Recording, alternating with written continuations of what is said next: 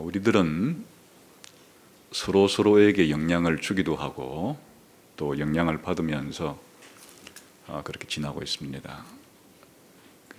특히 다른 사람들에게 많은 영향을 준다고 말할 때 좋은 영향을 많이 줄 수도 있고 또 나쁜 영향을 많이 줄 수도 있죠. 좋은 영향을 많이 주는 사람은 좋은 이름이 명예가 높아지지만 나쁜 영향을 많이 끼친 사람들은 유명한 사람이긴 한데 악명을 떨치게 되죠. 특히 우리가 살아가는 삶에 있어서 정치, 경제, 사회, 문화, 학문, 예술, 종교 등 우리가 살아가는 데 필요한 것들에 많은 영향을 끼친, 그것도 좋은 영향을 끼친 사람들 우리들은 흔히 위인이라 이렇게 부릅니다. 예수님께서 이 땅에 오신 성탄절을 우리가 이제 가깝게 맞이하고 있는데 예수님이 이 땅에 오셔서 우리에게 미치신 영향은 뭡니까? 예수님께서 이 세상에 끼친 영향은 어떤 영향을 끼친 겁니까? 여러분이 개인적으로 말해서 여러분이 예수님께 받고 있는 또 받았던 좋은 영향은 무엇입니까? 어떤 유익을 얻었다고 말할 수 있겠습니까? 우리 신자들은 예수님을 통해서 내 인생에 가장 결정적이고 크고 좋은 영향을 받았다 이렇게 말할 수 있는 사람들이죠. 그랬을 때 그 내용이 구체적으로 무엇입니까? 오늘 우리는 히브리서 11장 39절에서 40절을 통해서 히브리서 11장의 마지막 결론 부분에 이르렀습니다.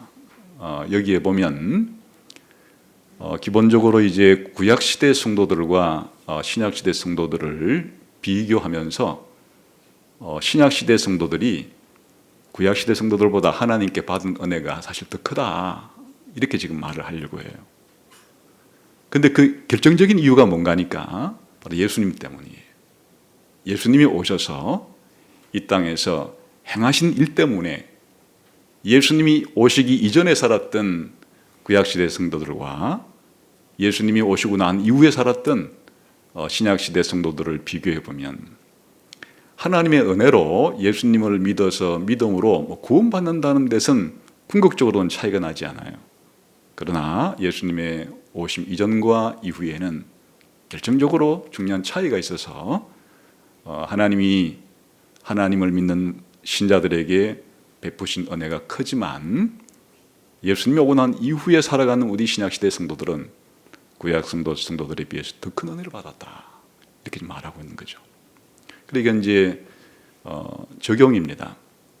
히브리서 11장이 지금까지 아벨부터 예수님 오시기 직전까지 살았던 수많은 인물들 가운데 정말 우리의 믿음의 모델이 될 만한, 본이 될 만한 그런 사람들을 소개하고서 우리도 그런 믿음을 본받자 이렇게 말하는 것으로만 끝내질 않죠. 그렇다면 그 사람들이 우리와 무슨 관계가 있느냐라고 말할 때 단순히 우리가 그들을 본받아서 우리도 신앙생활을 잘하자 그렇게 끝내지 않는다는 거예요. 끝낼 때 어떻게 끝내고 있어요 지금? 다시 읽어볼까요? 한번 39절 40절을 같이 읽어보겠습니다. 시작. 이 사람들은 다 믿음으로 말미암아 증거를 받았으나 약속된 것을 받지 못하였으니 이는 하나님이 우리를 위하여 더 좋은 것을 예비하셨은즉 우리가 아니면 그들로 온전함을 이루지 못하게 하려 하심이라. 그러니까 이제 지금까지 우리가 살펴본 이 믿음의 영웅들은 하나님께로부터 인정을 받은 사람들이란 뜻이에요. 그러니까 성경에 기록된 거예요. 이런 아벨부터 해서 라합까지 이런 인물들이 구약 성경에 기록되었다는 것은 뭘 말해주는가 하니까 그들이 하나님께로부터 인정을 받았다는 뜻이에요. 그래서 하나님이 그들을 기록하라고, 그들의 신앙을 기록하라고, 그래서 그들이 바로 구약 성경에 기록되어 있는 거예요. 그런데 그들에게도 뭔가 부족한 게 있어서 그 나쁜 것은 아니에요. 그러나 신약 시대 성도들과 비교해 볼 때 부족함이 있었는데 그것은 무엇인가 하니까 약속을 받지 못했다는 거예요. 근데 이것은 약속을 받지 못했다는 뜻이 뭔가 하니까 하나님의 인정은 받았는데 약속은 받지 못했다. 이 말이 무엇인가 하면요. 여기에 이제 히브리서 11장에서 약속이 두 가지 의미로 사용이 돼요. 하나는 그들이 살아있는 동안에 이루어질 그런 약속을 하나님이 해줬을 때도 있죠. 그런 경우가 예를 들면 아브라함과 사라에게 이삭을 자식에게 주겠다. 그런 약속은 그냥 그들이 살아 생전에 하나님께서 그 약속을 성취시켜주는 그런 약속들이에요. 또는 기드온에게 너의 군대를 가지고 미디안 군사들을 물리치게 해주겠다. 그것도 조만간 성취될 그런 약속들이었죠. 그런 약속들은 다 받은 거예요. 다시 말하면 자신들이 살아가는 생애 동안에 하나님께서 어떻게 해주겠다라고 한 그런 약속들은 약속을 받았죠. 여기 11장에서도 그렇게 말해요. 그런데 약속을 받지 못했다고 말할 때 이 약속은 그런 약속이 아니에요. 궁극적이고 최종적인 그런 약속은 이들이 아직 받지를 못했죠. 예를 들면 하나님께서 아브라함에게 가나안 땅을 주겠다라고 약속했을 때 눈에 보이는 물리적인 그런 가나안 땅은 들어간 적이 있지만은 그러나 실제로 그 가나안 땅이 의미하는 바는 하늘에 있는 도성, 하늘의 도시, 하늘 예루살렘, 영원한 천국을 말하는데 그건 아직도 받지를 못했죠. 그러니까 이제 이와 같은 것들은 예수님이 오시고 난 이후에서만 이루어지는 어떤 일들에 대해서는 궁극적이고 최종적인 중요한 약속들인데 그런 약속들은 구약시대 성도들이 당연히 받지를 못했겠죠. 그런 의미에서의 약속을 받지 못했다. 그런 뜻입니다. 그런 의미에서 이들은 약속을 기다리고 살은 거죠. 아브라함과 이삭과 야곱, 요셉 같은 사람들이 살아갈 때 최종적으로 이루어질 그 약속을 바라보는 가운데 그들의 믿음이 뭐냐 한마디로 말하면 약속을 바라보면서 약속이 이루어질 것을 바라보면서 그렇게 살았던 것이 그게 믿음이에요.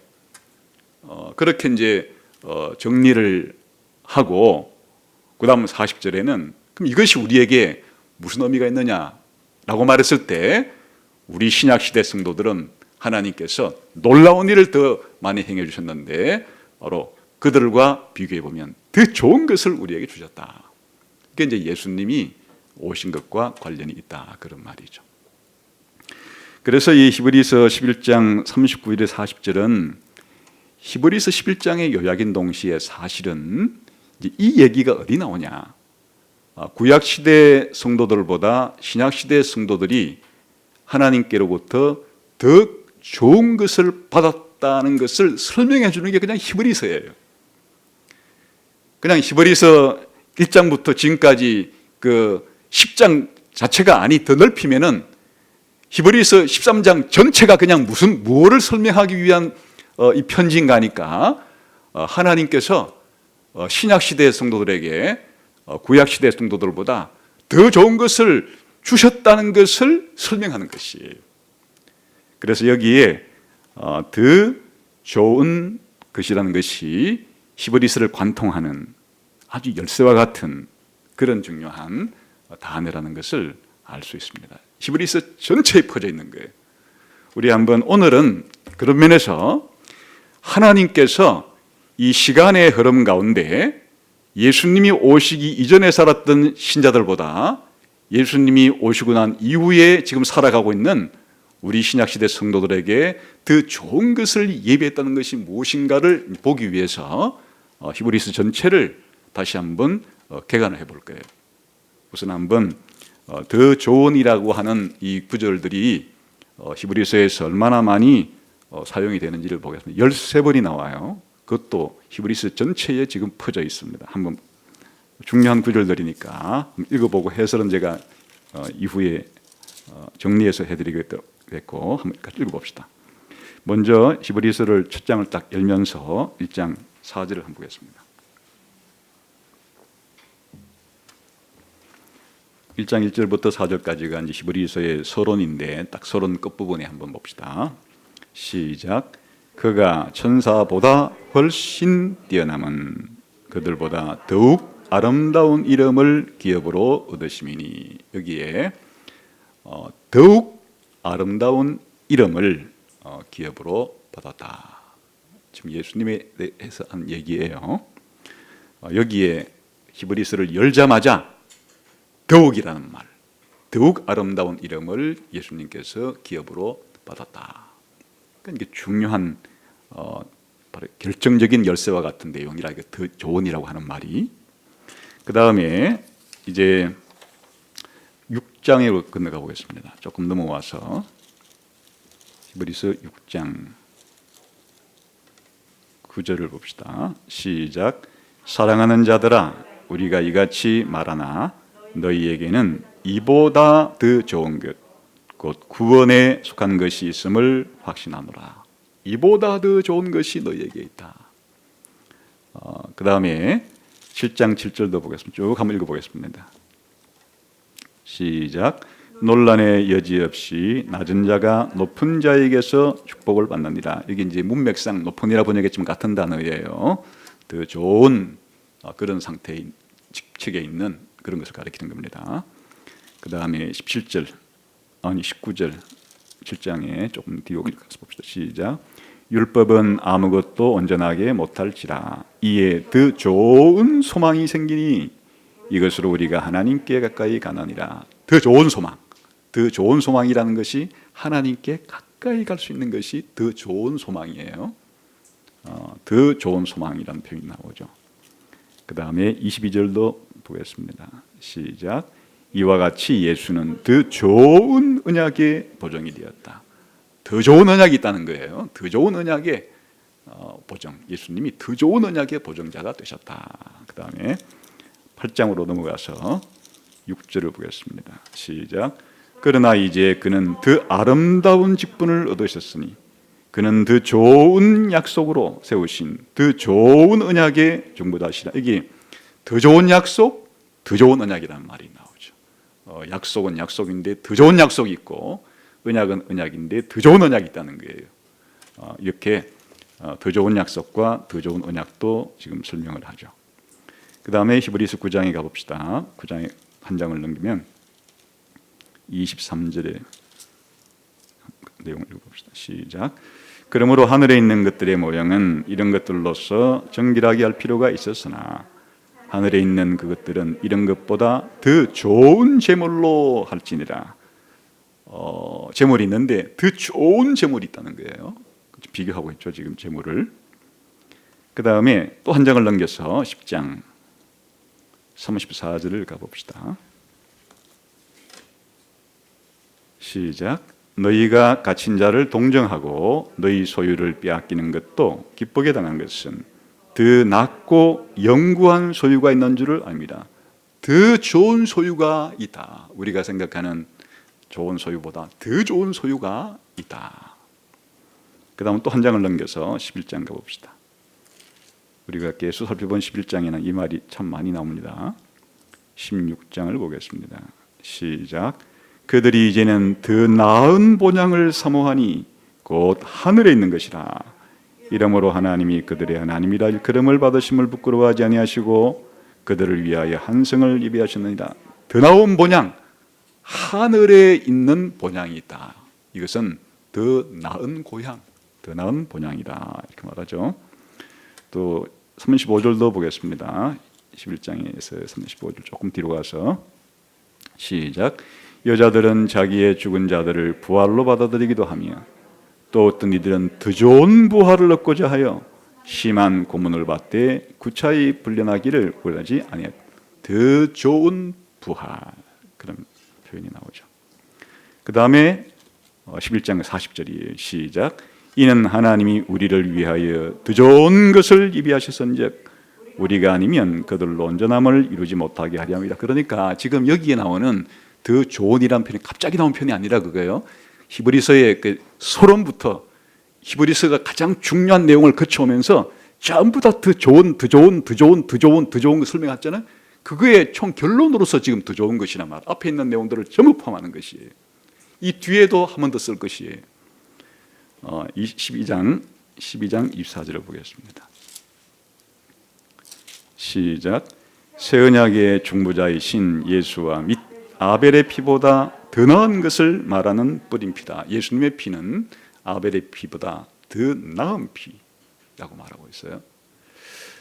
이로보건대 지금 이제 히브리서는 무엇을 설명하는 성경책인가 하면 더 좋은 것이 무엇인지를 지금 설명하는 거예요. 근데 이제 이 더 좋은 것이라는 것을 아주 이제 지금 우리는 성경이 나오는 순서대로 읽어봤는데 순서와 상관없이 이것들이 주제별로 이렇게 한번 분류해 보면 이 더 좋다는 말은 어디 쓰는 말인가 하니까 옛 언약과 새 언약을 비교할 때 쓰는 말이에요. 그 하나님께서 지금부터 3,500년 전쯤 시내산에서 모세를 통해서 이스라엘 백성과 언약을 맺었을 때 그 언약을 옛 언약이라고 부르는 거예요. 그리고 지금부터 2000년 전에 예수님께서 오셔서 자신의 십자가의 죽음으로 피로써 체결하신 새 언약, 바로 모세를 중보로 한 그 옛 언약과 예수님을 중보로 한 새 언약 사이의 비교를 말하는 거죠. 한마디로 말하면 옛 언약보다도 새 언약은 더 좋다는 거예요. 그래서 아까 더 좋은 언약, 더 좋은 약속, 이게 무슨 표현인가 하니까 새 언약을 부르는 별명이에요. 새 언약은 옛 언약보다도 더 좋은 언약이고 옛 언약보다도 더 좋은 약속이 포함되어 있는 그런 언약이다. 그 새 언약을 가리키는 것이에요. 그러니까 옛 언약 시대에 살았던 구약 시대 신자들보다는 새 언약을 맺고 살아가는 신약 시대 성도들이 훨씬 더 좋은 약속을 가지고 더 좋은 언약 속에 지금 살아가고 있다. 그렇게 되는 거겠죠. 기본적으로는 이제 옛 언약과 새 언약의 비교를 말할 때 새 언약이 더 좋은 것이다 이렇게 말하는 건데, 그런데 조금 더 세부적으로 말하면 이 새 언약 자체를 누가 가져왔고 누가 시작했다 그랬어요? 예수님이. 그러니까 예수님의 이 신분과 예수님의 사역을 설명할 때 바로 새 언약을 가져온 분이니까, 새 언약을 체결하게 해주신 분이니까 그 예수님의 신분과 예수님의 사역은 다른 인물과 다른 사역과 비교할 때 훨씬 더 좋은 것일 수밖에 없죠. 그래서 이제 예수님의 신분과 예수님의 사역을 설명할 때 더 좋은이라는 말을 첨가해서 그래 쓰는 것이에요. 우리가 읽어본 것 가운데 한 가지가 그거였죠. 아까 전에 최초로 1장 4절에서는 누구와 비교를 했어요? 천사들보다 예수님을 비교할 때 예수님은 천사들보다도 더 좋은 이름을 기업으로 받으셨다. 이렇게 천사들과 비교할 때도 예수님의 이 신분과 예수님의 사역이 월등히 뛰어나다. 그 나중에 설명을 드리겠습니다. 그렇게 이제 비교를 하는 것이에요. 그 다음에 예수님의 이 대제사장으로서의 사역도 구약 시대의 레위 지파에서 나온, 정확하게 말하면 아론 계열의 이런 대제사장하고 예수님 비교할 때도 예수님은 레위 지파와 아론 계열의 대제사장보다 더 좋은 대제사장직 혹은 제사장직을 가지고 계셨다. 이렇게 설명하는 것이에요. 그 예수님과 구약 시대 제사장을 비교할 때 예수님이 더 좋은 제사장이다 이렇게 말하는 거예요.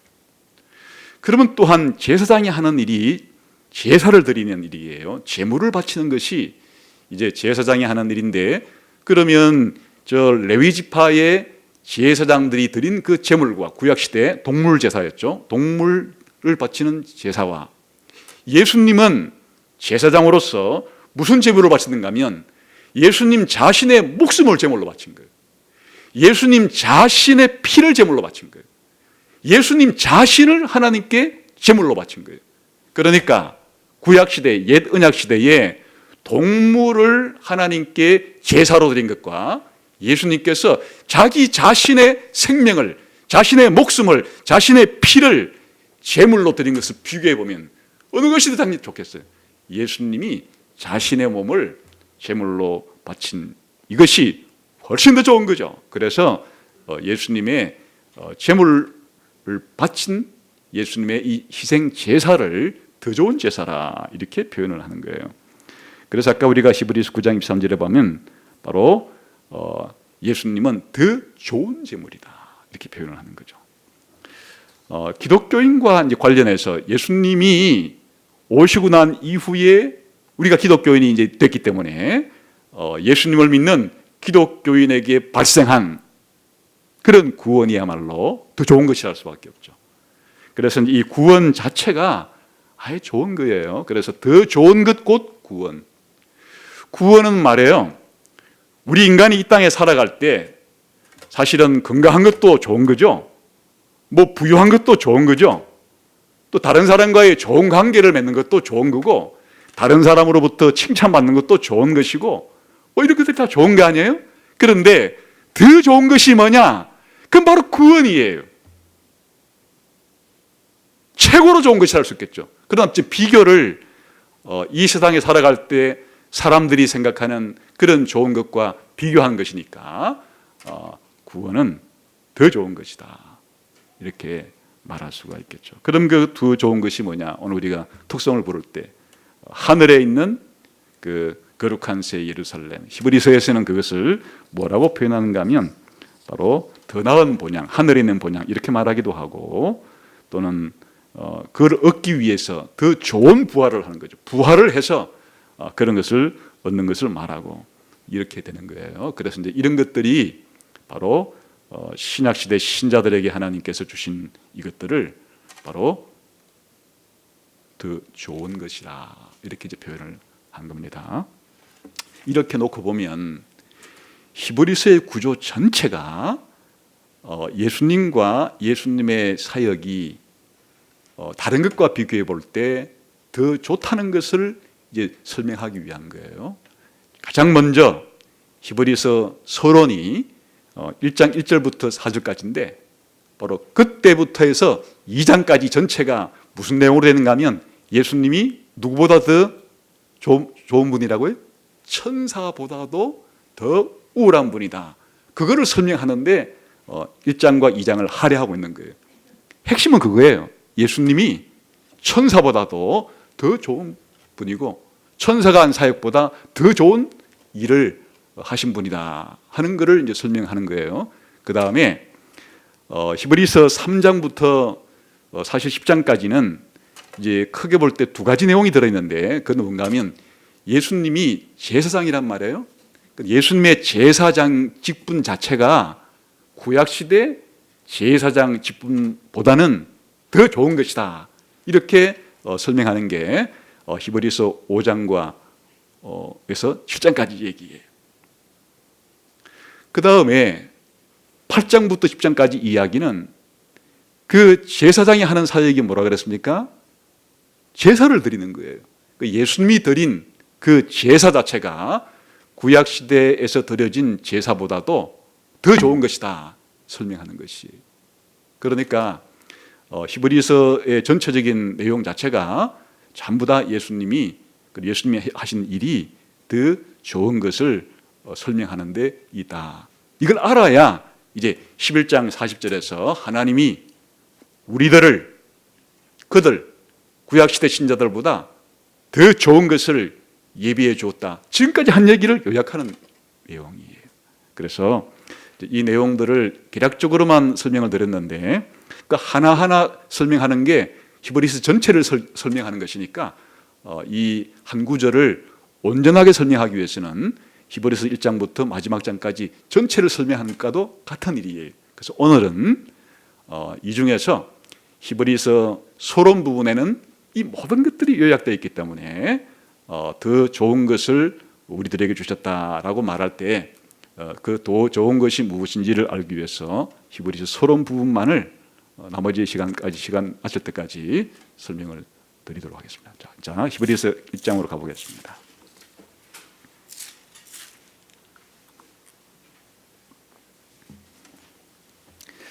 히브리서 1장 1절부터 4절까지는 히브리서 전체의 서론인데 여기에 예수님이 누구시며 예수님이 무슨 일을 하러 오셨는가에 대한 것들이 소개가 돼 있고 이것이 곧 성탄절의 의미이기도 한 거예요. 더 나아가서 바로 이 구절 속에 예수님이 더 좋으신 분이시고 더 좋은 일을 하셨기 때문에 예수님이 오신 이후에 우리 신약시대 성도들이 더 좋은 것을 받게 되었다는 것이 의미가 드러나 있습니다. 한번 봅시다. 우선 1장 1절부터 한번 쭉 읽어봅시다. 시작. 옛적의 선지자들을 통하여 여러 부분과 여러 모양으로 우리 조상들에게 말씀하신 하나님이 이 모든 날 마지막에는 아들을 통하여 우리에게 말씀하였으니, 이게 이제 첫 번째 내용인데 예수님과 누굴 지금 비교하고 있는 겁니까? 선지자들, 구약시대 선지자와 예수님을 비교해서 사실 예수님이 구약시대 선지자들보다 더 낫다, 더 좋은 분이다 하는 설명을 하고 있는 거예요. 그 다음에 왜 예수님이 구약시대 선지자들을 통한 계시보다도 더 좋은 계시를 우리에게 주었는가에 대한 이유가 예수님이 누구시고 무슨 일을 하셨는가 하는 예수님의 신분과 사역 때문에 그런 일이 발생하는 거예요. 그래서 이제 그 다음부터는 예수님이 누구신가, 예수님이 무슨 일을 하신 분이기에 구약시대 선지자들을 통한 계시보다 월등한 계시를 줄 수가 있었는가에 대한 그 근거, 이유를 이제 제시하는 거예요. 이게 이제 핵심이 되는 겁니다. 봅시다. 시작.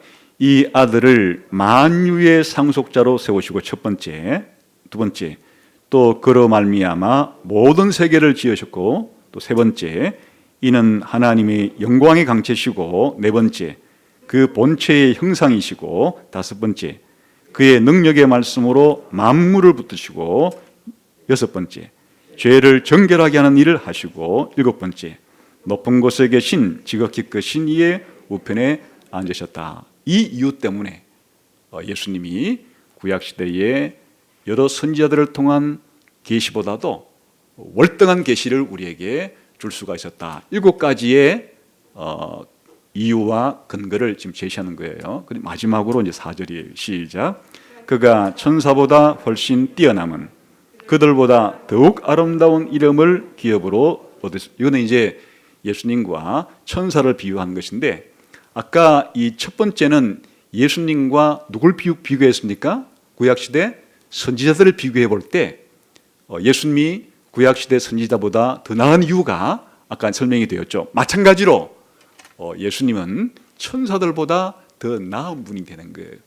그래서 지금 히브리서의 이 서론 부분에서는 앞뒤로 첫 번째는 예수님이 선지자보다도 더 뛰어난 분이심을 설명하고, 4절 끝에는 예수님이 천사들보다 더 뛰어난 분이심을 배치를 시켜놓고 중앙에, 샌드위치의 중앙에다가 무슨 내용을 들어가 있는가 하면 예수님이 누구시고 예수님이 무슨 일을 하셨는가 하는 일을 7가지의 내용으로 채워 넣었다. 그래서 오늘 이 부분을 보게 되면 예수님이 이 우주에 있는 그 어떤 존재보다도 왜 뛰어난 분이신가, 또 예수님이 하신 일이 이 세상에 있는 우주에 있는 모든 존재보다 왜 뛰어난가 하는 것을 알 수가 있어서 이제 앞뒤에 나오는 예수님이 구약시대 선지자보다 뛰어난 분이시고 예수님이 천사보다 뛰어난 분이심을 우리가 알게 되는 거예요. 그래서 우선 오늘은 이게 아주 중요한 내용들이 담겨있기 때문에 이 한 절 한 절 자체가 한 번의 설교 시간에 다 담을 수 있을 정도로 내용이 깊고 넓지만은 그냥 전체 한 번에 이 내용들을 살펴보면서 이 성탄절의 의미를 돌아보려고 하는 겁니다. 우선 한번 그러면 이제 첫 번째 부분 봅시다. 1장 1절에서 그 2장 앞부분까지 한번 다시 읽읍시다. 시작. 옛적의 선지자들을 통하여 여러 부분과 여러 모양으로 우리들에게 말씀하신 하나님이 이 모든 날 마지막에는 아들을 통하여 우리에게 말씀하셨으니, 여기 보면 이제 하나님은 말씀하시는 분이세요. 이거 말씀이란 얘기 자체가 계시예요. 그러니까 하나님이 우리와 교제를 하시려고 할 때 말씀을 줘요. 말씀을 주어서 그 말씀을 통해서 이제 하나님을 알고 하나님과 교제할 수 있도록 하시는 분이란 말이에요. 그런데 하나님이 하나님 말씀을 우리에게 계시해 주어서 우리가 하나님을 알고 하나님과 교제를 나눌 수 있도록 하는데 시대에 따라서 차이가 나게 그렇게 자기를 계시했다 그런 거예요. 지금 이제 예수님이 오시기 이전의 시기를 뭐라고 부르고 있어요? 옛적이라고 부르고, 예수님이 오고 난 이후의 시기를 뭐라고 부르고 있죠? 이 모든 날 마지막이라고, 종말이라고 부르고 있어요. 그러니까 하나님께서는 하나님의 말씀을 계시할 때 시간차를 두고 언제나 똑같은 양의 계시를 준 게 아니라 하나님이 계시를 해 주올 때 어떤 전환점을 기준으로 그 이전과 그 이후에는 아주 결정적으로 차이가 나게끔 하나님께서 계시를 해 주었다 그런 이야기인데, 바로 옛적에 하나님이 주신 계시를 우리가 총칭할 때 바로 옛 언약이라고 부르는 거예요. 옛 언약을 통해서 계시하신 때가 있고, 그리고 새 언약을 통해서 계시하신 때가 있는데, 이 기준점은 뭘 가지고 하는 거겠어요? 넓게는 예수님의 오심이에요. 그러나 이제 더 좁게는 예수님의 죽으심과 부활을 통해서 새 시대가 전개가 되는 거예요. 그래서 이 예수님의 오심을 기준으로 그 이전을 옛적이라 부르고, 예수님이 오시고 난 이후를 종말이라 부르는 거예요. 그런데 이 옛적과 종말, 다시 말하면 옛 언약 구약 시대와 새 언약 신약 시대에는 어떻게 하나님이 말씀하셨는가가 이제 달라지게 되는 거예요. 어떻게 달라지고 있어요? 봅시다. 옛적에는 하나님이 자기의 말씀을 전할 때 누굴 대리인으로 삼았어요? 누굴 하나님의 대변인으로 삼았다는 게? 선지자들. 구약 성경에 나오는 선지자들을 하나님의 대변인으로 삼아서 하나님이 선지자들을 통해서 말씀하신 시대고, 이에 비해서 이 종말의 시대, 이 모든 날 마지막 시대에는 누굴 통해서 하나님이 말씀하신다는 거예요? 아들 예수님을 대변인 삼아서 예수님을 통해서 말씀하신다. 차이가 나죠? 선지자를 통해서 말씀하시는 시기와 아들을 통해서 말씀하는 시기로 이렇게 나누어진 거예요. 그러면 선지자를 통해서 말씀하실 때는 그 대상이 누구예요? 누구에게 하나님이 그렇게 했다는 거예요? 1절에 보게 되면 우리 조상들에게. 여기 이제 우리 조상들은 히브리서 11장에는 바로 선진들이라고 불렀죠. 구약 시대에 살고 있는 하나님의 백성, 구약 시대 신자들을 가리키는 거예요. 구약 시대 신자들에게는 하나님이 누굴 보냈다고요? 선지자를 보내가지고 말씀해 주시고, 그러면 여기에 2절에 보게 되면 우리에게는 신약 시대 신자를 가리키는 거죠. 우리라는 것은 하나님께서 누굴 통해 하셨다고요? 예수님 통해서. 그러니까 선지자를 통해서 말씀하신 대상은 우리 조상들, 구약시대 신자들이에요. 그리고 예수님을 통해서 말씀하신 대상은 우리 신약시대 신자들이에요. 그러면 선지자를 통해서 말씀하실 때와 예수님을 통해 말씀하실 때가 또 계시하시는 그런 수단과 방법이 달라지게 되는 거예요. 선지자들 통해서 말씀하실 때는 어떻게 했다 그래요? 여러 부분과 여러 모양으로 했다. 그거 왜 여러 부분과 여러 모양인가? 선지자 수가 참 많아요. 우리가 성경에 기록된 선지자만 하더라도, 아니 성경을 쓴 선지자 하더라도 이사야부터 말라기까지 여러 선지자를 통해서 하나님께서 또 여러 가지 방식으로, 어떨 때는 직접 하나님이 눈에 보이게끔 가시적으로 자기를 알릴 때도 있고, 어떨 때는 귀에 들리도록 하나님께서 말씀을 통해 알려줄 때도 있고, 어떨 때는 아예 행동으로다가 하나님이 알려줄 때도 있고, 하여튼 선지자들을 통한 여러 선지자들을 통해서 여러 가지 방식으로 그렇게 말씀을 하신 시대다, 그런 말이에요. 이런 사람들이 기록한 글들이 바로 모세 율법이기도 하고, 우리가 흔히 말하는 역사서, 전선지서이기도 하고, 또는 시가서라고 부르기도 하고, 예언서라 불리기도 하고, 구약 성경에 나오는 모든 부분들, 이것들은 전부 다 하나님이 구약시대 신자들에게 선지자들을 통해서 여러 부분과 여러 모양으로 말씀하시던 그런 시대였다, 그런 말이고, 이제 신약시대에는 하나님께서 우리 신자들에게는 아들 되시는 예수님을 통해서, 그냥 예수님의 말을 통해서, 예수님의 행동을 통해서, 예수님의 임재를 통해서 그렇게 말씀하시는 거예요. 그러니까 이렇게 하나님이 사람들에게 말씀할 때, 특별히 신자들에게 말씀할 때 시대에 따라서 이렇게 말씀하시는 통로가 되는 대변인도 달라졌고 또한 방식도 달라진 거예요. 그래서 여기서 이제 공통점은 뭔가 하면 구약시대 신자들에게 말씀하시는 분도 하나님이시고 신약시대 우리에게 말씀하시는 분도 하나님이시고, 그러니까 하나님이 계시해 준다는 것은 똑같은 거예요. 그런데 그 시대에 따라서 하나님이 대변인으로 삼은 인물이 다르고 하나님께서 계시하시는 방식이 다르고, 그런데 어느 것이 월등한가 하면 바로 구약시대의 모든 계시보다는 예수님을 통한 계시가 더 월등하게 뛰어난 게, 구약시대에는 단편적으로 부분적으로 그렇게 했던 일들이 예수님을 통한 계시는 이 모든 날 마지막이라고 부르는 것처럼 그냥 최후에 최종적으로 결정적으로 예수님을 통해서 하나님이 말씀하고 싶은 내용들을 다 알려준 거예요. 또 뒤에 예수님 이후에 하나님이 또 누구를 세워서 또 예언자를 통해서 주시는 그런 것이 없다 그거예요. 예수님을 통해서 주신 계시가 마지막이라는 말이에요. 구약시대의 모든 계시를 종합하고 요약하고, 그리고 예수님을 통해서 하나님이 알리고 싶은 궁극적인 계시를 다 알렸고, 그래서 예수님을 통한 이 계시가 최종적이고 결정적이다. 그래서 예수님을 통한 계시가 내려온 것 자체가 인류의 역사에 있어서, 특히 신자들에게 있어서 더 좋은 것이 되는 것은 이제 하나님께서 예수님을 통해서 우리들에게 말씀하시는 그런 시대이기 때문에 우리들이 하나님을 알고 하나님과 교제하는 데 있어서 더 큰 배려를 받은 것이다, 그런 말이에요.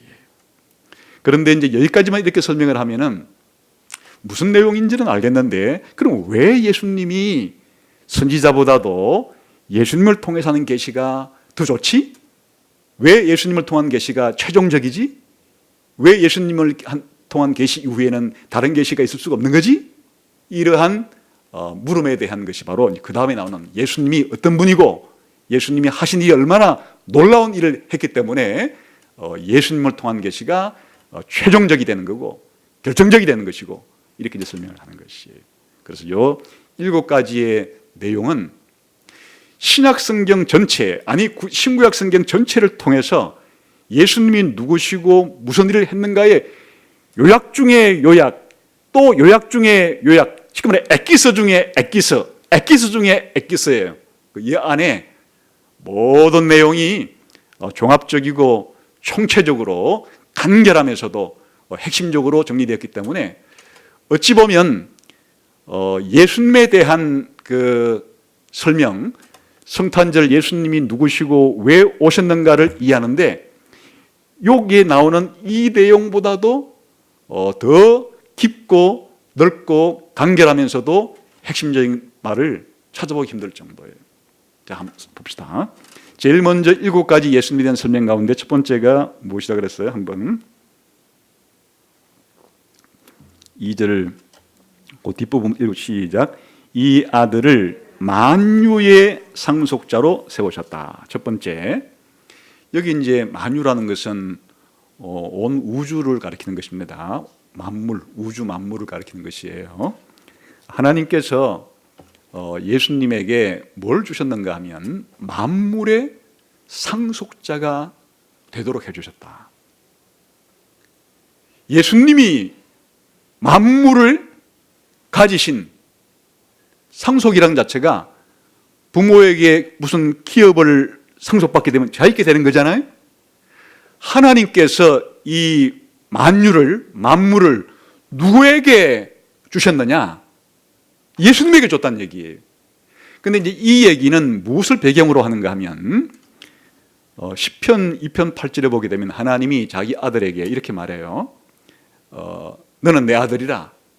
내가 오늘날 너를 낳았도다 라고 말씀하시면서 이 하나님의 아들에게 뭘 약속하는가 하면 시편 2편 8절에 이렇게 말이 나와요. 내게 구하라.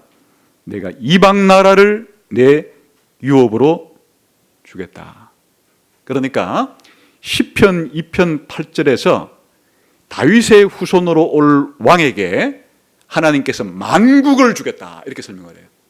근데 이 만국을 세상 모든 나라, 세상 모든 사람들을 주겠다 이렇게 말한 이 배경은 하나님이 아브라함에게 한 약속에 거슬러 올라가는 거예요.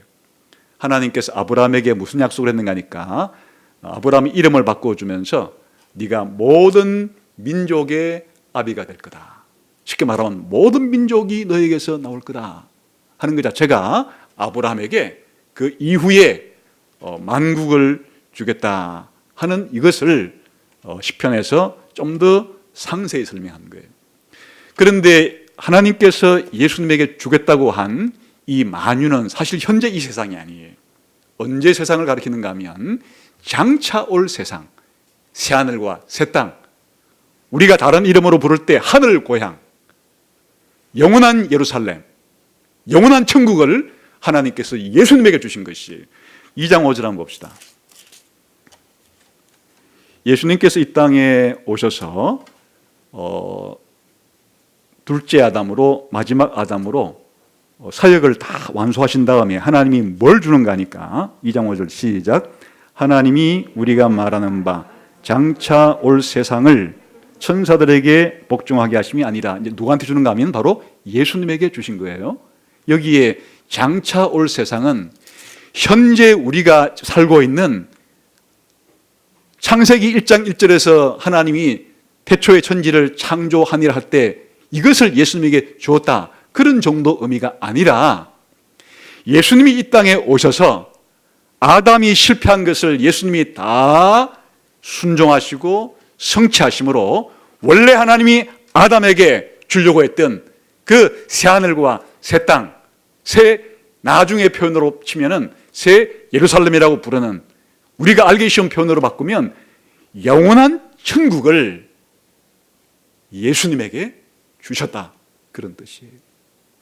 그래서 장차 우리가 들어가게 될, 장차 이 세상이 이루어지게 될 천국이 원래 하나님인 것이죠. 하나님 만들었으니까. 근데 그 하나님께서 누구에게 주었다고요? 예수님에게 준 거예요. 예수님이 천국 열쇠를 가지고 누구한테 주고 싶으면 주고 주지 않고 싶으면 주지 않고 천국의 열쇠를 예수님이 가지고 있는, 아예 천국을 예수님께 다 맡겨버린, 그게 바로 만유의 상속자로 삼았다, 그런 거예요. 사실은 우리가 예수님 믿으면 만유의 상속자가 되는 거예요. 예수님이 만유의 상속자니까 예수님을 믿어서 예수님과 하나가 되면 우리도 하나님께로부터 천국을 소유받게 되는 거예요. 천국의 기업을 받게 되는 거예요. 바로 첫 번째가 예수님의, 하나님께서 예수님을 만유의 상속자로 삼았기 때문에 그런 일이 나중에 발생하게 되는 거란 말이죠. 그래서 예수님을 설명할 때 예수님이 누구시냐? 첫 번째, 하나님께서 예수님에게 장차 올 세상을, 천국을 다 주셨다. 얼마나 대단한 분이.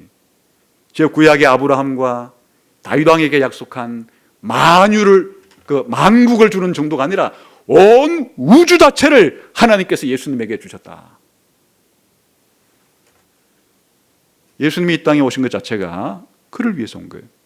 이 만유를 하나님께 상속받기 위해서, 또 그 만유를 우리에게 상속시켜주기 위해서 이 땅에 오신 분이에요. 그게 첫 번째 예수님에 대한 설명이에요. 두 번째, 그 다음에 9절에 시작. 또 그로 말미암아 모든 세계를 지으셨느니라. 이것은 이제 현재 우리가 살고 있는 하늘과 땅을 가리키는 것인데, 예수님이 뭐 하신 분이라고요? 천지의 창조주라는 거예요. 하나님 아버지께서 이 하늘과 땅, 우주를 창조했지만 누구를 대행자로 삼아서 창조했는가 하니까 바로 예수님을 통해서 세상을 창조했단 말하는 거예요.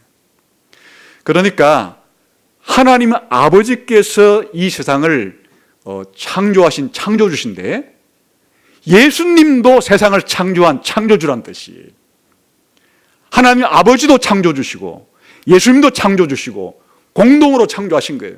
그런데 아버지 하나님께서 아들을 통해서 예수님을 통해서 창조했으니까 예수님이 이 세상을 창조했다는 것과도 마찬가지예요. 예수님이 창조했다는 것을 하나님이 그렇게 하라 했으니까 하나님 아버지가 창조하신 것이고 하나님 아버지가 창조했지만은 아들을 통해서 창조한 거니까 곧 예수님이 창조한 것과 마찬가지예요. 여러분, 예수님은 어떤 분인가 하면 성경이 설명하는 예수님은 말이에요, 바로 이 우주의 창조주예요. 창조주 하나님이에요. 예수님은 그런 분이에요. 나중에 새 창조를 하나님께로부터 받으실 뿐 아니라 현재 살고 있는 이 현재의 창조 자체를 예수님께서 만드신 분이시다. 예수님에 대한 여러분의 이해의 폭이 얼마나 넓어져야 될지, 예수님을 생각하는 여러분의 마음이 얼마나 넓어져야 될지, 온 우주의 크기만큼이나 예수님의 영향력은 큰 것이에요. 지금 우리가 살고 있는 모든 우주 만물을 창조하신 분이 예수님이시다, 이렇게 설명하고 있으니까. 그런데 예수님께서 이렇게 만물을 창조하시고 우주의 창조주고 또 새 창조의 그런 상속자가 되는 것은 도대체 무슨 일이 도대체 예수님이 어떤 분이기 때문에 이게 가능한가 하는 거예요. 그게 이제 그 다음에 나오는 구절인데 이게 아주 중요한 구절이에요. 3절을 봅시다. 시작. 이는 하나님의 영광의 광채시요 그 본체의 형상이시다. 여기에 하나님은 성부 하나님에 대한 표현이에요. 예수님이 누구신가 하면 성부 하나님의 영광의 광채시고 성부 하나님 본체의 형상이다. 이렇게 이제 두 가지로 설명하는데, 쉽게 말하면 예수님과 하나님의 아들이신 예수님과 하나님 아버지와의 관계를 지금 설명하는 거예요. 그 예수님과 하나님은 어떤 관계에 있는가? 아까 지금까지는 주로 이 만물과의 관계였어요. 예수님이 장차 올 만물의 상속자이기도 하시고 현재 살고 있는 이 만물의 창조자이시기도 한데, 그러면 바로 하나님 아버지께서 아들 되는 예수님에게 그 장차 올 세상도 주셨고 또 현재 세상도 창조하게 했다면 그 하나님 아버지와 예수님은, 하나님의 아들인 예수님은 무슨 관계에 있는가 하는 거예요. 그럴 때 예수님은, 하나님의 아들 되시는 예수님, 하나님의 영광의 광채시다. 이제 광채라는 것을 빛을 내뿜는 걸 가리키는 거예요. 하나님 아버지께서 자신의 영광, 하나님 되심을 내뿜을 때 바로 예수님이 하나님이 내뿜는 그런 광채라고 설명하는 것은 무엇을 염두에 두고 하는 것인가 하니까, 그 광채가 받는 사람으로 볼 때는 바로 하나님이 자기에게 비치는 빛이 지금 누굴 통해서 비춰오고 있다는 뜻이에요? 예수님 통해서 비춰오고 있다는 뜻이에요. 그 빛은 따로따로가 아니에요. 그러니까 여기에 하나님 아버지와 아들 되시는 예수님의 이 일체성이 여기 설명되어 있는 거예요. 하나님 아버지와 아들 되시는 예수님은 일체란 뜻이, 삼위일체, 나중에 신학이 발전할 때 성부 하나님과 성자 예수님은 동등하시다, 성부 하나님과 성자 예수님은 하나이시다 라고 말하는 것의 성경적인 표현이 바로 하나님의 아들 되시는 예수님은 하나님 아버지의 영광의 광채시다, 이게 성경적인 표현이고, 나중에 이걸 개념적으로 이 그리스 철학의 개념을 빌어서 설명할 때는 아버지 하나님과 아들 하나님이 동등하다, 동일하다, 하나이다, 이렇게 설명하는 말이 이렇게 표현된 거예요. 하나님의 영광의 광채시다.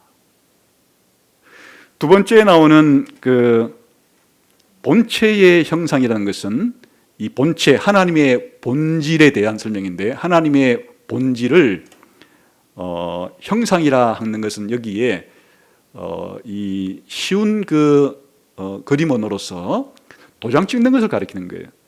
그러니까 이제 하나님이 그 도장에 해당된다 그러면 예수님은 도장 찍힌 도장 찍힌 것에 해당이 되는 것이 바로 여기에 형상이라 그런 말이에요. 이것은 도장과 도장 찍힌 것 사이에 구별이 있듯이 바로 아버지 하나님과 아들 하나님 사이의 관계에 있어서 구별되는 특징을 좀 더 강조하는 표현이에요. 나중에 신학자들이 이 삼위일체 하나님을 토론할 때 이걸 개념적으로 어떻게 표현하는가 하니까 아버지 하나님과 아들 하나님은 위격적으로 구별되는 분이다. 서로 구별이 된다. 이렇게 개념적으로 설명. 어렵죠. 개념적으로 어려워요. 그래서 히브리서에서는 그런 개념을 쓰는 것이 아니라 이와 같은 그 단어의 이 은유적인 표현을 통해서 아들 되시는 예수님은 아버지의 영광의 광채이고 아버지의 도장 찍힌과 같아. 이런 식으로 설명하는 것이. 이게 이제 나중에 그 4세기에 오게 되면 4, 5세기에 오게 되면 신학자들이 거의 몇백 년 동안 아버지 하나님과 아들 하나님 예수님과의 관계가 어떠한가를 할 때 최종적으로 내린 결론이 무엇인가 하면 철학적인 용어를 빌려서 설명한 거예요. 아버지 하나님과 아들 하나님은 그 신적인 본질에 있어서는 하나고 동등하지만은 그러나 위격적으로는 아버지와 아들은 서로 구별된다. 이런 말이 어렵죠. 그러니까 오늘날까지도 삼위일체라는 말을 쓸 때 사람들이 들어도 개념 자체가 어려우니까 그냥 들었을 뿐 이해를 못하지만 지금 히브리서 1장의 서론에서는 예수님은 아버지 하나님의 영광의 광채시고 빛을 내뿜는 분이시고 아버지 하나님의 도장을 찍는 분이시다. 이렇게 설명을 함으로써 아버지 하나님과 아들 되시는 예수님 사이의 관계가 이런 내적인 관계에 있다는 얘기는 바로 예수님은 하나님의 아들로서 신성을 가지고 계신 분이다. 그런 뜻이에요. 하나님이란 뜻이에요. 왜 예수님께서 이 세상을 창조할 수 있느냐? 그건 하나님만 할 수 있는 일이에요. 세상을 창조하는 일이 어떻게 인간이 하는 일이에요? 예수님이 세상을 창조할 수 있었던 이유가 바로 여기서 보듯이 예수님 또한 아버지 하나님과 동등한 그러나 구별되시는 하나님이기 때문에 아버지 하나님이 아들 되신 예수님을 통해서 세상을 창조할 수가 있었고 새하늘과 새 땅을 창조해서 또 아들에게 줄 수가 있게 된 것이. 그러니까 바로 여기에 가장 결정적인 핵심은 예수님이 바로 아버지 하나님과 방불한 동등한 그러나 위격적으로 구별되는 그와 같은 하나님이다 하는 것이 뿌리에 놓여 있는 것이. 여러분 성탄절을 맞이했을 때 다른 인간과의 차이점이 그거예요. 다른 인간들은 우리와 똑같은 인간들이고 우리와 똑같은 죄인들이에요. 그러나 성탄절 때 우리가 태어나심을 찬송을 드리는 예수님은 아버지 하나님과 본질에 있어서 동등하지만 또 아버지 하나님과 더불어 영원토록 구별되는 위격을 가지고 있는 그런 분이 인간이 되셔서 이 땅에 오신 분이세요. 완전히 이 세상의 다른 위인들과는 그 차원이 다른 분이 이 땅에 오신 것이. 그러니까 이 모든 날의 마지막이 된 거예요. 예수님의 오심 자체가 하나님이 이 땅에 오셨기 때문에 우리 인간이 되셔서 오셨기 때문에 예수님의 오심 자체가 인류 역사의 변곡점이 된 거란 말이죠. 인류 역사의 전환점이 된 거란 말이죠. 예수님의 오심으로 세상은 완전히 종말에 접어든 이유 자체가 하나님이셨던 분이 인간이 되셔서 이 땅에 오셔서 말씀하시는데 완전히 하나님의 계시의 역사에 있어서 새로운 전환점이 이루어진 시대이므로 예수님이 이 땅에 오시기 전과 오시고 난 완전히 구별될 수가 없기 때문에 성경적인 용어로서는 이 모든 날의 마지막이라고 부르는 것이고 그걸 우리 기독교인들은 달력에 담아서 오늘 2021년 12월 며칠이라고 말하는 것은 이와 같이 예수님의 오심 자체가 이 세상의 마지막 날의 시작이다라고 하는 표현인 거죠. 그 다음에 다섯 번째 예수님이 어떻게 설명하는지 봅시다.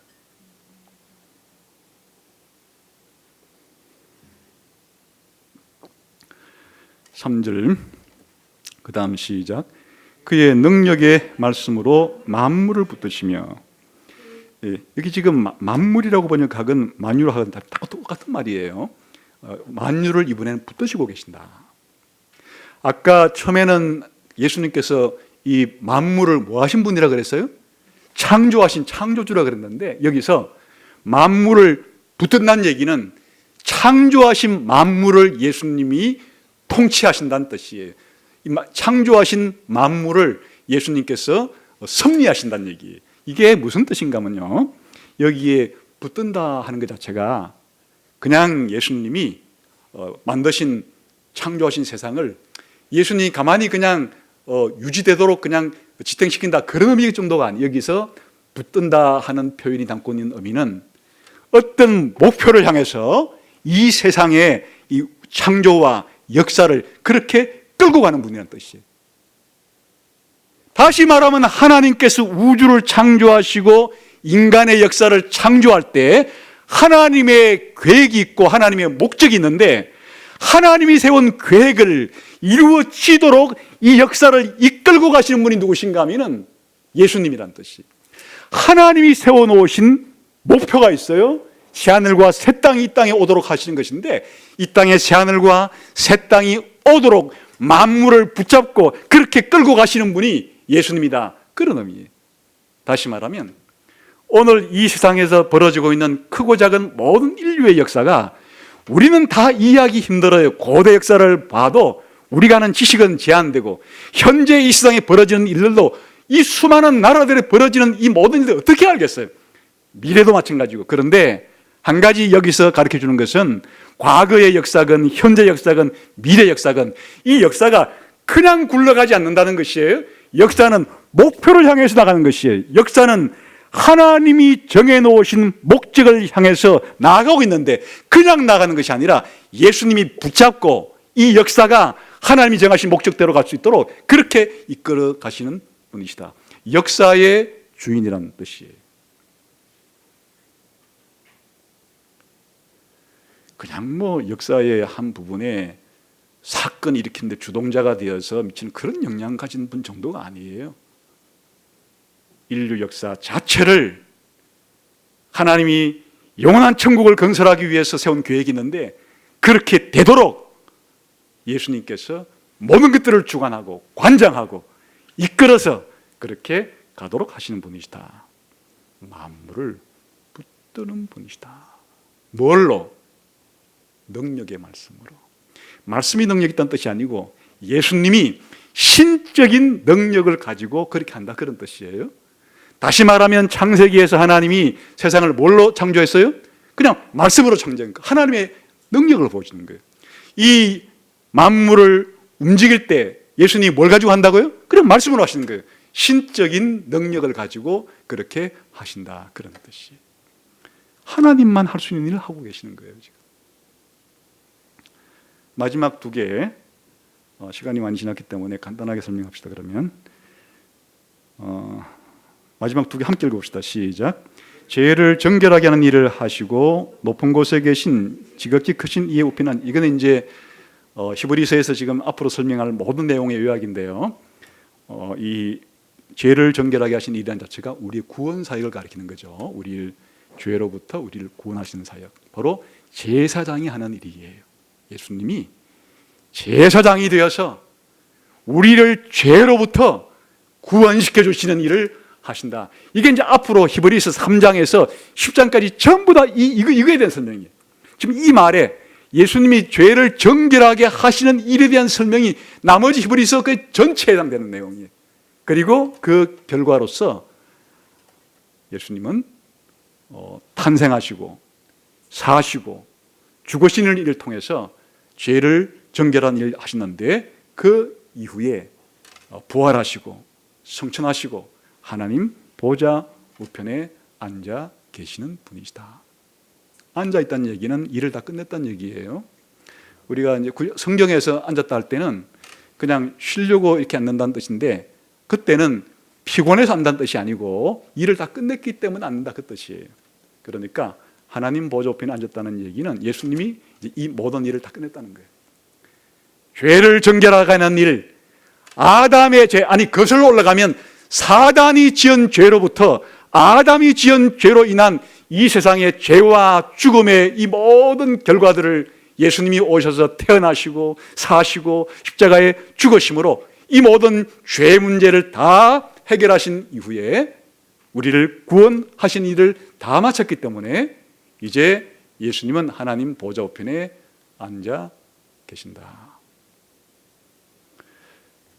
예수님의 이 구원 사역을 요약하는 말입니다. 그러니까 이 짧은 말 안에 예수님과 아버지 하나님과의 일체성과 구별성, 삼위일체의 핵심 내용도 들어있고, 여기에 예수님이 창조주 되심도, 예수님이 역사의 섭리자 되심도, 그리고 장차 새하늘과 새 땅을 하나님께로 받으실 분으로, 왜 이게 가능했느냐? 이 땅에 오셔서 태어나셔서 십자가에 죽으시고 평생의 삶을 통해서 죄를 정결하게 하는 일을, 쉽게 말하면 죄로부터 구원받을 수 있는 모든 일을 행하셨기 때문에, 그리고 다 마쳤기 때문에 하나님 보좌 우편에 앉아 계셔서 하나님께서 예수님에게 장차 올 모든 세상을 다 주셨다. 그런데 이것이 오늘 우리들에게는 예수님이 오시고 난 이후에 예수님 믿는 순간에 이와 같은 예수님을 통해서 예수님을 알 뿐 아니라 하나님과 교제를 맺게 되었으니, 구약시대 신자들에 비하면 구약시대 신자 이 모든 것들을 너무나 희미하게, 물론 하나님이 그들에게 선지자들을 통해서 여러 가지 모양으로 계시해 주기는 하였으나 마치 아물거리는 아련하게 보이는 촛불을 켠 것처럼 희미하게 이런 것들을 보여주었지만, 예수님이 오시고 난 다음에는 이와 같이 말하듯이 그냥 밝은 태양빛처럼 광채가 나듯이 한낮의 정오의 빛처럼 하나님께서 자기를 알리셔서 이제는 누구든지 예수님을 믿으면 하나님의 보좌 앞에 담대하게 양심의 가책을 벗어버리고 하나님께 기도하고 예배하고 교제하고 하나님께 나갈 뿐 아니라 장차 올 영원한 천국에 대해서도, 저 옛날 아브라함이 보았던 천국보다는 훨씬 더 생생한 컬러풀한 총천연색 그림같이 영원한 천국을 대망하면서 살아갈 수 있게 된 이것이 구약시대 신자들보다 예수님이 오고 난 이후에 신약시대 신자들에게 주신 더 좋은 것을 주셨다.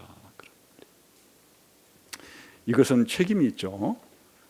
권리는 하나님을 우리가 더 잘 알아서 하나님께 더 가까이 갈 수 있는 그런 놀라운 특권이 있다는 것이, 우리 예배가 구약시대 예배보다 더 하나님과의 관계에 있어서 더 풍성할 수 있다는 뜻이에요. 동물로 제사를 드릴 때의 예배보다는 오늘 신약시대 신자들의 예배가 하나님을 아는 데 있어서, 하나님의 사랑을 체험하는 데 있어서, 하나님께 우리의 사랑을 바치는 데 있어서, 하나님께 우리의 삶을 바치는 데 있어서 훨씬 더 풍요로운 하나님과의 관계를 맺을 수 있는 시대가 됐다는 뜻이나 책임에 따르는 거죠. 옛날 구약시대 신자들에게 말씀하신 그 하나님 말씀을 믿지 않고 불순종하는 것도 엄중한 책임에 따라왔거늘, 이렇게 밝은 대낮과 같은 계시를 받은 신약시대의 신자들은 더 얼마나 하나님 앞에 책임감을 가지고 그렇게 잘 살아야 될 그와 같은 결단이 필요한 것이냐. 이게 이제 히브리서에서 나오는 권면들이에요. 여러분, 오늘 예수님이 오셔서 무슨 일을 하셨는가? 그 어떤 인간보다도, 심지어 천사보다도 그들이 할 수 없는 일을 예수님은 하러 오신 거예요. 예수님의 오심이야말로 그래서 복음인 거예요. 예수님의 오심이야말로 이 세상을 송두리째 바꿔놓은 거예요. 그러므로 예수님을 믿는 일이야말로 한 개인을 송두리째 바꿔놓을 수 있고, 한 개인에게 가장 좋은 것이라고 말할 수 있는 고백이 생기게 되는 거예요. 예수님을 알고 예수님을 믿게 된 순간 가장 좋은 것이 예수님이시고, 가장 좋은 것이 예수님 믿고 예수님께로부터 받은 더 좋은 것, 구원이다. 이렇게 말할 수 있게 된 사람들이 바로 신자들이에요. 여러분, 건강이 아니에요. 물질이 아니에요. 다른 사람으로부터 칭찬받는 정도의 이런 일들이 아니에요. 그건 세상 사람들이 생각하는 좋은 것이고 그 자체가 나쁜 것은 아니에요. 그러나 그 지극히 일반적인 것이고 예수님이 주시는 이 구원, 죄로부터의 용서함, 하나님 나라에 들어갈 수 있는 권한, 살아있는 동안에도 예배를 통해서, 교회를 통해서 하나님과 풍성한 교제와 관계를 맺을 수 있는 이 엄청난 좋은 것이 바로 예수님의 오심을 통해서 더 생생하게 드러났기 때문에 예수님의 오심이 복된 소식이 되는 겁니다. 오늘 이 성탄절을 맞이하는 이 주간에 이 구절들을 묵상해 보시면서 예수님이 누구시고 예수님이 무슨 일을 하러 오셨는가에 있어서 이 세상에 그 어떤 존재와는 비교 불가능한 분이시고 비교 불가능한 좋은 일을 하신 분이시다. 이 성탄의 복된 기쁜 소식이 여러분의 가슴마다 메아리치고 여러분의 입술을 통해서 여러분의 주변 사람들에게도 울려 퍼지기를 주님의 이름으로 축원합니다. 기도하겠습니다.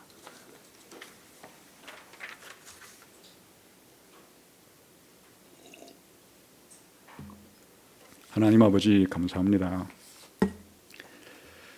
예수님을 통한 이 계시가 얼마나 크고 놀랍고 영광스러운지 다시 한번 하나님 말씀을 통해서 배웠습니다. 이 세상에서 예수님이 오신 것보다 더 좋은 것이 없다. 예수님 믿게 된 것보다 더 좋은 것이 없다. 예수님 믿어 구원받은 것보다 더 좋은 것이 없다.